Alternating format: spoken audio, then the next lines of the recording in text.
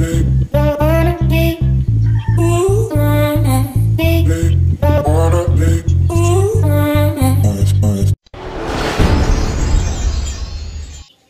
araw mga kahardinera! Welcome back to my channel. Ako si Rosel, ang hardinera. So ngayon mga kahardinera, ito yung kasunod ng video ko na in-upload tungkol sa dragon fruit. So yung last video ko na in-upload tungkol sa dragon fruit, yung nagkaroon ng rust fungus ang aking mga dragon fruit. Tapos nung pinabayaan ko nga siya, is nagi siya ang canker. O nauwi siya sa pagiging canker. So, kaya pinabayaan ko naman siya is para nga maging example sa inyo na pag ang dragon fruit nyo is nagkameron ng rust fungus at napabayaan nyo, mauuwi siya sa pagkakaroon ng canker hanggang sa mamatay ang mga dragon fruit nyo. So, ngayon sa video ng to, i-share ko sa inyo ang isa sa ginagawa kong maintenance sa aking mga dragon fruit para maiwasan o maagapan ang rust fungus na dumadapo sa aking mga dragon fruit. Lalo na ngayon dito sa amin sa Batangas, April, simula pa lang nung April, pero nag-uulan na halos araw-araw, iinit sa umaga, tapos pagdating ng tanghali, sobrang lakas ng ulan, halos araw-araw yon. Kaya ang mga stem ng aking dragon fruit is prone talaga sa rust fungus, prone sa mga insekto, kaya dapat talaga is may maintenance tayong ginagawa sa ating mga dragon fruit.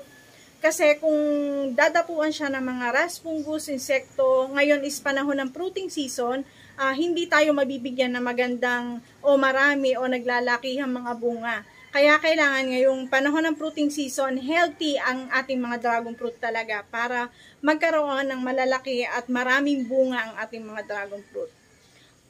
So, yun nga, i-share ko sa inyo mga kahardinera ang isa sa maintenance na ginagawa ko sa aking mga dragon fruit at ina-apply ko after kong ma-prune ang aking mga dragon fruit sa stem na nagkaroon nga ng rust fungus. Ay, at saka nga pala, yung maintenance na to, hindi ko to ginagawa after ko lang ma-prune ang aking mga dragon fruit o magkaroon ng rust fungus ang aking mga dragon fruit. Ito ay ginagawa ko, regular maintenance talaga ng aking mga dragon fruit dito sa aking garden para maging healthy talaga sila. So, bago tayo magsimula, bago dito sa channel ko, please subscribe to my channel at pahita din po ng notification bell para updated naman kayo sa mga susunod kong upload. Comment down below kung may comment kayo o suggestion at sasagutin ko po kayo. At sa nagustuhan ng video ko, please hit the like button. So tara na mga kahardinera at i-share ko na sa inyo ang isa sa maintenance ko sa aking mga dragon fruit.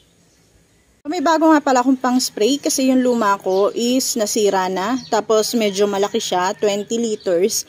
So ito magaan lang, 5 liters lang siya. So Inco ang brand niya. Mukha siyang maganda, tsaka heavy duty. So mura lang to, nabili ko lang to na mga nasa 600 plus kung hindi ako nagkakamali. Ito popost ko sa inyo kung saan ko nabili.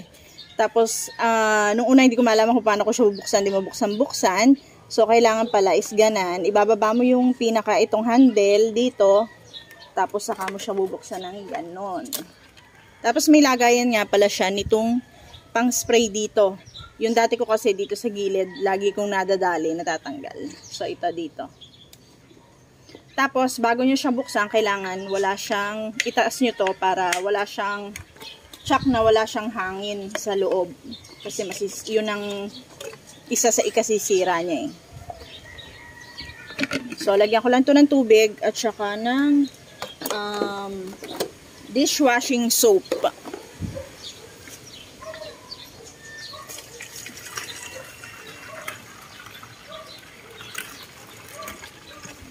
So, lalagyan ko lang siya ng dishwashing soap. Nilagay ko lang to dito sa hand soap ko, pero dishwashing soap siya. Itong 5 liters, patakan ko lang siya ng 10.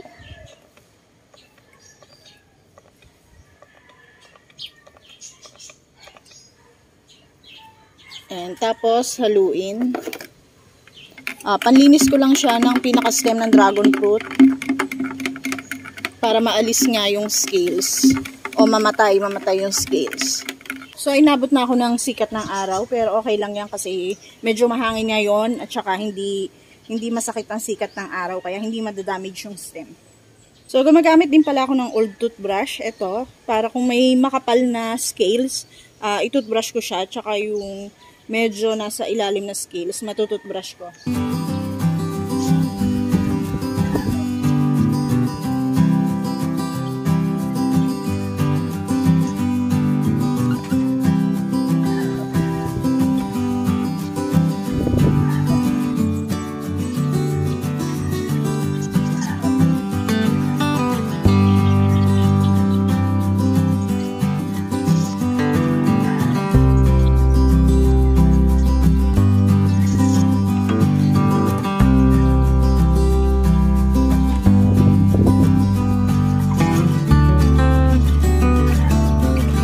ko lang to ng scales.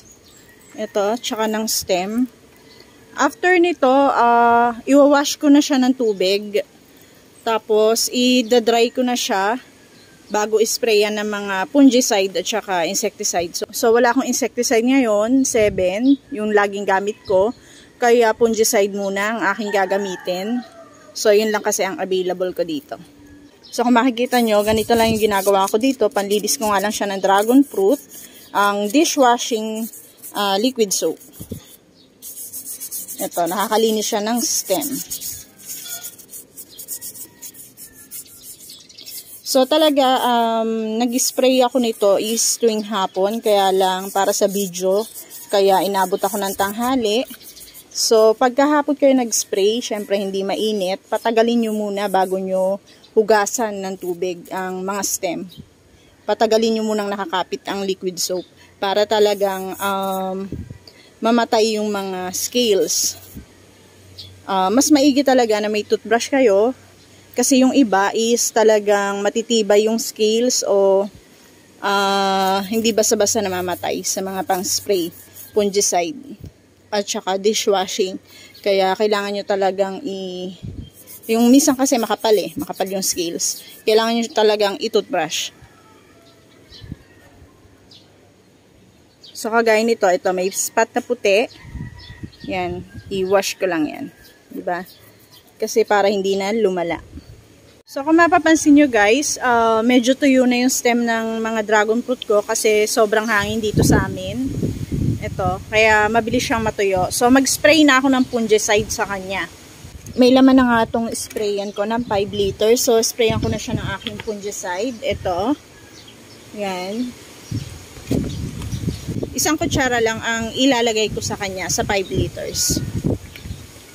So, kung maparami nyo naman, okay lang. Kasi matibay naman yung stem ng dragon fruit. Hindi siya basta-basta masusunog. Basta hindi masikat yung araw. O hapon nyo siya gagawin. O ganitong makulimlim. O kaya umagang-umaga nyo siya gagawin. So, haluin ko lang. Ayan. Ito yung isa sa gamit ko na fungicide. So, meron akong 3 klase ng fungicide na ginagamit. Ito nga yung isa. Alternate ko silang ginagamit. Kagaya nga sa sinabi ko dun sa iba kong video, pag isa lang ang gamit yung fungicide, may immune na yung mga insekto o yung sakit ng inyong mga halaman.